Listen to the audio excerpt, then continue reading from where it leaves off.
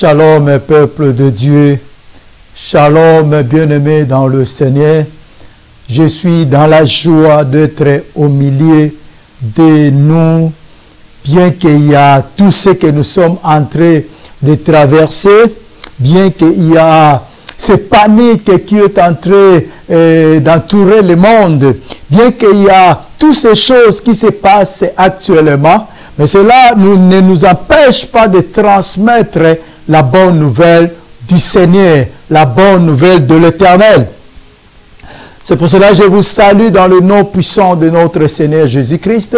Et surtout dans ce moment très tourment, dans ce moment où beaucoup se posent la question comment ça sera la suite, dans ce moment où beaucoup commencent même à poser la question où est Dieu dans cette histoire, dans ce moment où nous voyons même les chrétiens tomber, même les chrétiens atteints de ce virus, où beaucoup se posent la question, mais comment Dieu a laissé son peuple, comment Dieu a abandonné son peuple, pourquoi Dieu a abandonné son peuple?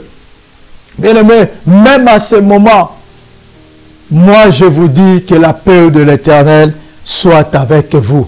Que vous demeurez dans la paix de l'Éternel. Pendant le temps que nous allons encore passer ensemble, pendant le temps que nous allons encore être ensemble pour écouter le message de l'Éternel, pour écouter la parole de Dieu, ce qui est précieux dans nos vies. Donc nous sommes en train de parler de la vie nouvelle.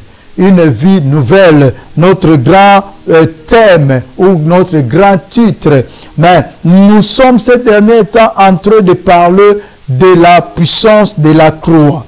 Je vais d'abord commencer à parler de ce sujet par rapport à tous ceux qui se posent des questions. Pourquoi Dieu a abandonné son peuple? Pourquoi même il y a les gens qui ont été atteints pendant qu'ils sont allés à l'église? Pourquoi ces choses? Donc il y a beaucoup de personnes qui se posent tant de questions. Pourquoi ces choses? On a écouté nous tous à l'église de Mulhouse. C'est là où beaucoup étaient contaminés, voire même il paraît que le pasteur aussi. Mais on se pose la question, pourquoi ces choses? Ces gens sont allés adorer Dieu. Ces gens sont allés servir Dieu. Ces gens sont allés louer Dieu, écouter la parole de Dieu. Bien-aimés dans le Seigneur, lorsque nous voyons l'église, lorsque nous voyons l'image de l'église, c'est ce que nous disons, les gens sont allés adorer Dieu. Mais nous devons savoir, et moi je dis toujours, l'église c'est un lieu public où tout le monde peut venir. On ne chasse pas les gens à l'église. Il y a ceux qui viennent à l'église parce qu'ils s'ennuient à la maison et au moins ils veulent voir le gens, ils veulent rester plus ou moins 2 ou 3 heures que le culte fait, ils veulent passer au moins ce temps-là. Il y a ceux qui viennent à l'église pour venir tenter les vrais chrétiens. Donc ils sont de ténèbres et ils viennent tenter les vrais chrétiens. Il y a ceux qui viennent à l'église pour venir voir même envoûter le vie des gens. Tout le monde vient à l'église. Donc, on n'est pas là, moi, je ne suis pas là pour juger quelqu'un qui part à l'église, non. Mais c'est pour juste dire que tous ceux qui vont à l'église ne sont pas des chrétiens. Et tous ceux qui vont à l'église ne sont pas les gens qui marchent avec Dieu. Nous allons lire ce passage pour me faire bien expliquer dans le livre de 2 Chroniques, chapitre 15. Verset 1, et puis on va descendre jusqu'à 6. À 7 même. La Bible dit ceci. 2 Chroniques 15, de 1 à 7. L'Esprit de Dieu fit sur Azariahu, fils d'Obed, qui sortit au-devant d'Asa, et lui dit, écoutez-moi, Asa, ainsi que tout Juda et Benjamin. L'Éternel est avec vous quand vous êtes avec lui. L'Éternel est avec vous quand vous êtes avec lui. Si vous le recherchez, vous le trouverez. Mais si vous l'abandonnez, il vous abandonnera. Pendant de longs jours, il n'y a eu pour Israël ni vrai Dieu, ni sacrificateur qui enseigne, ni loi, mais au sein de leur détresse, ils sont revenus à l'Éternel, le Dieu d'Israël. Ils l'ont recherché et il s'est laissé trouver par eux. Dans ce temps-là, point de paix pour ceux qui allaient et venaient, car il y avait de grands troubles parmi tous les habitants du pays. On s'est heurté nation contre nation, ville contre ville, parce que Dieu les troublait par toutes sortes de détresses. Vous donc, soyez fermes et ne laissez pas vos mains s'affaiblir, car il y a un salaire pour vos actions. La Bible dit, ce prophète est sorti, poussé par l'Esprit de Dieu, pour parler à Asa qui était roi de Juda. Et il a dit ceci, écoutez-moi Asa, ainsi que tout Juda et Benjamin. L'Éternel est avec vous quand vous êtes avec lui. L'Éternel est avec vous quand vous êtes avec lui. Si vous n'êtes pas avec lui, il ne sera pas avec vous. Il y a une condition que Dieu met toujours. Il marche avec son peuple quand son peuple est avec lui. Mais le fait d'aller à l'église ne veut pas dire que je suis avec Dieu. Le fait de prêcher la parole ne veut pas dire que je suis avec Dieu. Car nous savons bien, lorsque Adam et Ève étaient tentés, ils étaient tentés par rapport à la parole.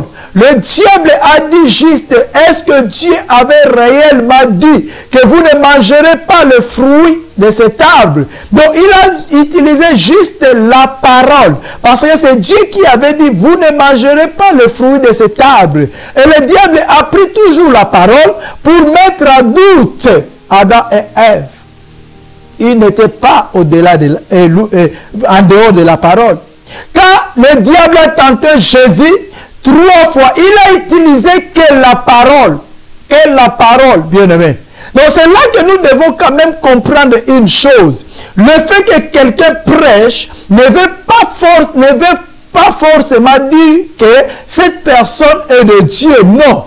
Le fait que personne va à l'église ne veut pas dire forcément que cette personne est chrétien ou chrétienne. Non. C'est les œuvres. Vous les connaisserez par leurs œuvres. C'est les œuvres qui montrent que cette personne est en Christ. Comme j'avais dit l'autre fois, celui qui est en Christ, vous le verrez par le fruit, ses œuvres. Donc ces œuvres vont montrer que celui-là est en Christ ou non. On ne peut pas être des aveugles. Le fait de voir quelqu'un partir à l'église, on le fait saint. Non, non. Le fait d'avoir quelqu'un prêcher la parole, il devient saint. Non, non. L'Éternel est avec vous si vous êtes avec lui. Si vous les recherchez, vous les trouverez. C'est pour cela qu'on ne peut pas être étonné d'écouter certaines choses. Parce que Dieu n'est pas quelqu'un qui se manifeste dans le sentiment. Dieu n'est pas quelqu'un qui se manifeste dans la foule. Parce que l'église a beaucoup de membres. Dieu est là. Non. Non. Si vous marchez avec l'Éternel, il sera avec vous. Mais si vous l'abandonnez, il vous abandonnera. Ça, c'est le principe de Dieu, c'est clair. Donc, ne pose pas la question, pourquoi Dieu a abandonné son peuple? Pourquoi il y a des chrétiens qui meurent de virus? Pourquoi il y a des chrétiens qui meurent de guerre? Pourquoi il y a des chrétiens qui sont en train de mourir et de faim, ainsi de suite? Le principe est clair. Si tu marches avec Dieu, il sera avec toi. Si tu l'abandonnes, il t'abandonnera. David a dit, j'étais jeune et je vieillis, mais je n'ai jamais vu un juste abandonné, ni son fils mendiant du pain. Donc Dieu n'abandonne jamais ce qui lui appartient. Dieu n'abandonne jamais le juste. Dieu n'abandonne jamais. C'est là que nous devons voir aussi nos vies, voir même nos prières. Quand nous prions, le Seigneur, tu m'as abandonné. Qui a abandonné l'autre? C'est nous qui abandonnons Dieu. Dieu n'abandonne jamais ceux qui sont à lui. Dieu n'abandonne jamais ceux qui le cherchent. Dieu n'abandonne jamais ceux qui donnent tout leur cœur à Dieu. Ceux qui marchent dans la droiture, Dieu ne les abandonne jamais. En vérité, nous devons dire, c'est nous qui abandonnons Dieu. C'est nous. Ce n'est pas Dieu qui nous abandonne. Au contraire, c'est nous qui abandonnons Dieu. Parce que le principe de Dieu est clair. Si tu l'abandonnes, il t'abandonne. Parce que Dieu ne peut pas marcher avec quelqu'un qui marche dans le péché. Que Dieu soit béni.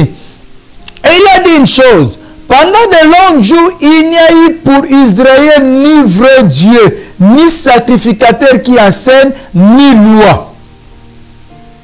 À cause d'abandonner le Seigneur, il y a eu des sacrificateurs, mais ceux qui n'enseignaient pas la parole, la droiture de Dieu, ils ont commencé à enseigner leur système, leurs intérêts. C'est ce que nous vivons aujourd'hui. Beaucoup de prédicateurs prêchent pour leurs intérêts. Beaucoup de prédicateurs mettent Dieu devant, mais derrière c'est leur gloire, c'est leur intérêt. Donc, dans ces cas-là, on ne peut pas parler que nous marchons avec Dieu. Dans ces cas-là, nous devons parler, nous avons abandonné Dieu. C'est pour cela que nous voyons tous les résultats. Parce que ce que nous vivons aujourd'hui, c'est les choix d'hier. Ce sont des choix qu'on a fait hier. Ce sont des choix de passé que nous subissons aujourd'hui. Et si tu n'es pas d'accord par rapport à ce que tu es en train de récolter, cela veut dire change la semence. Change ce que tu sèmes. Si tes récoltes ne sont pas bien, alors change ce que tu sèmes. Parce que la Bible dit, ce que l'homme aura semé, il moissonnera. Si tu moissonnes quelque chose de mal, cela veut dire change ce que tu sèmes. Quelque part en toi, il y a le semence du mal. C'est pour cela que tu es en train de les récolter. Ceux qui sèment le bien récolteront toujours le bien parce que Dieu est fidèle et il ne peut pas se trahir en lui-même. Il ne peut jamais se trahir à lui-même. Ne te pose pas de questions par rapport le Seigneur, tu m'as abandonné. Non, Dieu n'abandonne pas les justes. C'est qu'il dit, dans ce temps-là, point de paix pour ceux qui allaient et venaient, car il y avait de grands troubles parmi tous les habitants du pays. On s'est heurté nation contre nation, ville contre ville, parce que Dieu les troublait par toutes sortes de détresse. Ils avaient abandonné Dieu et il n'y avait pas la paix. Bien qu'ils allaient aux synagogues, bien qu'ils allaient au temple, bien qu'ils priaient, mais c'était, ça devenu le pensée de l'homme. Il n'y avait plus Dieu. Ils avaient abandonné Dieu et Dieu a commencé à les troubler. C'est ce que nous vivons aujourd'hui, bien-aimés. Nous sommes troublés. Regardez l'état de l'église. L'église est troublée. On ne sait même plus. Il y a même des chrétiens qui ne savent pas pourquoi ils vont à l'église. Ils vont juste pour chanter. Bon, chez nous, il y a vraiment la louange. Chez nous, donc l'église est arrivée dans une étape qu'on a tellement abandonné Dieu qu'on commence à faire les choses des hommes. L'église au merci des hommes. Soyez tranquille si tu es juste. Dieu n'abandonne pas les justes. Si tu ne vois pas ou si tu vois ta récolte n'est pas agréable, alors change ce que tu sèmes et tu verras que ton récolte changera aussi, car Dieu est fidèle à sa parole. Nous parlons de la puissance de la croix. Donc, je fais l'introduction pour nous amener au message, la puissance de la croix. Beaucoup de prophètes ont parlé de Christ. Beaucoup ont parlé de l'arrivée de Christ. On avait lu dernièrement Ésaïe 53 qui a parlé de l'arrivée de Christ. On va lire toujours Ésaïe pour comprendre encore plus comment le monde était, dans quel état le monde se trouvait et pourquoi Christ devait venir. Ésaïe 8, verset 21 au verset 23 nous dit quelque chose. La Bible dit, il traversera le pays accablé et affamé. Et quand il aura fait, il arrivera qu'il s'irritera, maudira son roi et son Dieu. Il se tournera vers le haut Puis il regardera vers la terre, et voici la détresse, l'obscurité et de sombre angoisse. Il sera repoussé dans d'épaisses ténèbres. Mais les ténèbres ne régneront pas toujours sur la terre où il y a maintenant des angoisses. Si un premier temps a rendu négligeable le pays de Zabulon et le pays de Nephtali, le temps à venir donnera de la gloire à la route de la mer au-delà du Jourdain, au territoire des nations. Esaïe est en train de prophétiser, il parle comment le temps sera, comment on traversera. Il parle de l'état sombre, accablé et affamé. Et quand il y aura faim, quand la faim sera augmentée, il arrivera des irritations, maudira son roi et son Dieu. Le temps que nous vivons, parce que tout ce qui est prophétie doit s'accomplir. Il a dit, le temps, tellement il y aura de la faim, il y aura tant de problèmes, jusqu'à ce que beaucoup, donc il parlait de Jacob, jusqu'à ce que Jacob, ou les enfants de Jacob, ou la descendance de Jacob, maudira son Dieu à cause des souffrances. Mais pourquoi toutes ces choses? Parce qu'ils ont abandonné Dieu, ils ont laissé Dieu. Puis il regardera vers la terre et voici la détresse, l'obscurité et de sombres angoisses. Il sera repoussé dans l'épaisse ténèbres. Il a dit, mais les ténèbres ne régneront pas toujours. Bien que ce temps-là doit arriver, bien que nous devons vivre ce temps-là, mais il a souligné une chose. Là, Esaïe commence à parler de Christ. Parce que Christ est la lumière de ce monde. Il a dit, mais les ténèbres ne régneront pas pour toujours. Il y aura un temps obscur. Il y aura tant de grands problèmes. Il y aura tant de faim. Il y aura tant des angoisses. Il y aura tant de la peur. Il y aura tant de problèmes sérieux. Il y aura tant de la sécheresse. Il y aura tant de toutes les choses qu'on peut dire. Il y aura tant de la déception. Il y aura tant de la calomnie. Il y aura tant de la méchanceté. Il y aura tant de ténèbres. Mais seulement, ce temps-là, les ténèbres ne régneront pas toujours sur la terre où il y a maintenant des angoisses. Ça ne sera pas éternel. Tout le temps que nous disons, même Christ, quand il a parlé des derniers temps, il a expliqué bien, mais ce temps-là prendra fin. Ce temps prendra fin. Ça ne sera pas éternel. C'est le temps de chercher Dieu, bien-aimé. C'est vraiment le temps de chercher Dieu. Ce temps-ci que nous traversons, c'est le temps de chercher Dieu. Parce que la Bible dit, le ténèbre, ce temps-là ne régnera pas toujours. C'est le temps de retourner à Dieu, de comprendre la puissance de la croix, de comprendre que Christ était mort. Il s'est sacrifié pour que nous ne puissions plus vivre le ténèbre.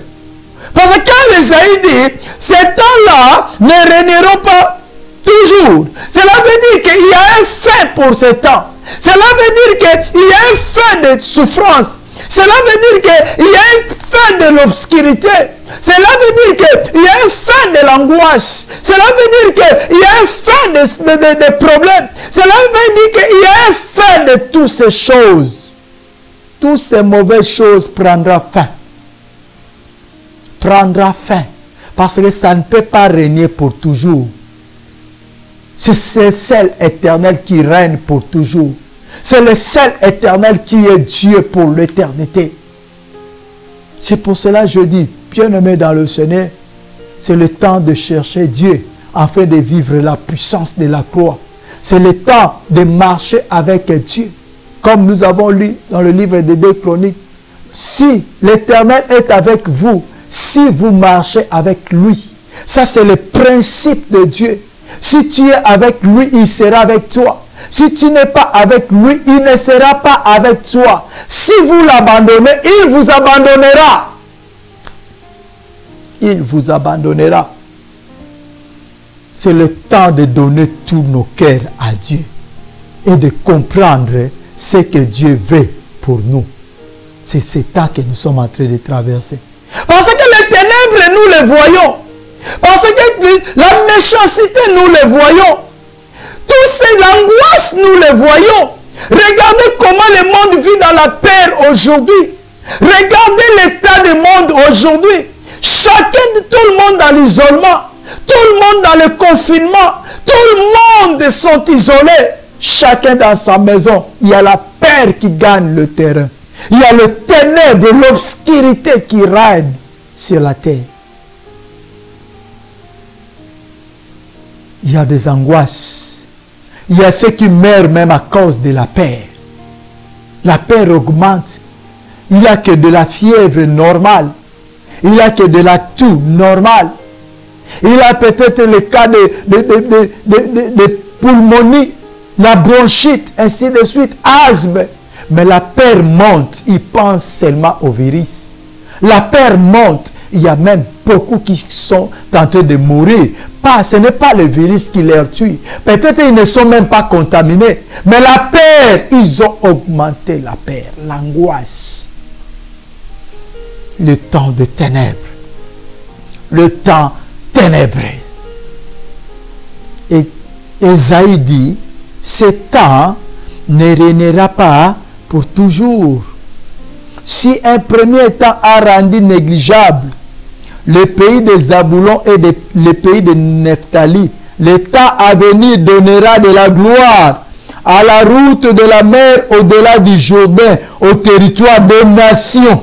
Si le premier temps a rendu obscur, si le premier temps a rendu négligeable, si le premier temps a rendu problématique, si le premier temps a rendu souffrant le pays de Zaboulon et de Nephtali, Esaïe est en train de dire le temps à venir, donc le Christ viendra, la lumière viendra, le temps à venir donnera de la gloire à la route de la mer, au-delà du Jourdain et au territoire des nations. Parce que le temps là sera le temps de la lumière. Ça ne sera plus le temps qui a rendu que deux pays, Zaboulon, Nephtali, ténèbres. Mais ce que nous vivons, le temps de Christ, c'est au-delà de ces deux. C'est pour les nations. La lumière sera pour les nations. Pour les nations. Mais pour bénéficier de cette lumière, il faut être en Christ. Il faut comprendre la puissance de la croix, l'œuvre de la croix. Il faut le comprendre. Il faut comprendre que tu ne peux pas vivre la lumière si tu marches dans les ténèbres. Non. Il y a eu quelque chose qui s'est passé, j'avance, quelque chose qui s'est passé le jour-là sur la croix. La Bible dit, il y a eu l'obscurité partout. Il fallait que le changement, le temps s'efface pour que la lumière de Christ commence à éclairer. Il fallait que l'obscurité, ce qu'Esaïe a dit, le temps sera obscur, le temps sera ténèbre. Il fallait que cela arrive encore ce jour-là sur la croix, quand il a rendu l'âme. La Bible dit, première chose, il y a eu l'obscurité. L'obscurité, le temps qui régnait avant. Il y a une obscurité pour montrer le temps qui régnait avant. Et puis il y a eu la lumière pour montrer que c'est Christ qui règne. Maintenant c'est Christ qui règne. C'est ça la puissance de la croix, l'œuvre de la croix. Et tous ceux qui ont compris pourquoi Christ devait monter sur la croix, être crucifié, ceux qui ont compris cela vivent dans la lumière.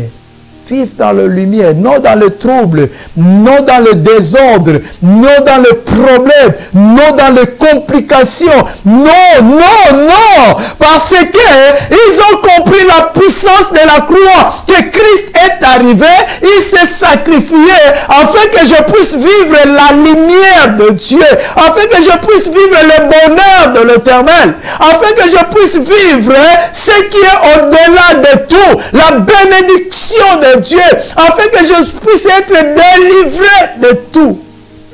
Délivré des coutumes, des alliances, des ténèbres, des liens qui ont été faits avant nous. Délivré de toutes les choses. La puissance de la croix. Pour le vivre, bien-aimé, ça demande être avec Dieu. Si vous êtes avec l'Éternel, il sera avec vous.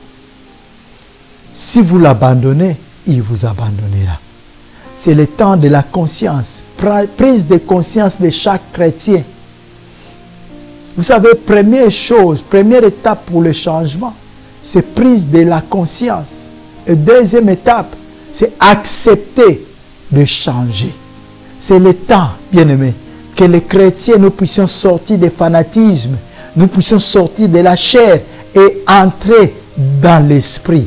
C'est là que nous allons comprendre la puissance de la croix et vivre la lumière de la croix. Que le Seigneur vous bénisse, bien-aimés.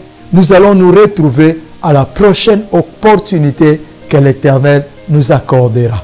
Restez dans la paix de l'Éternel.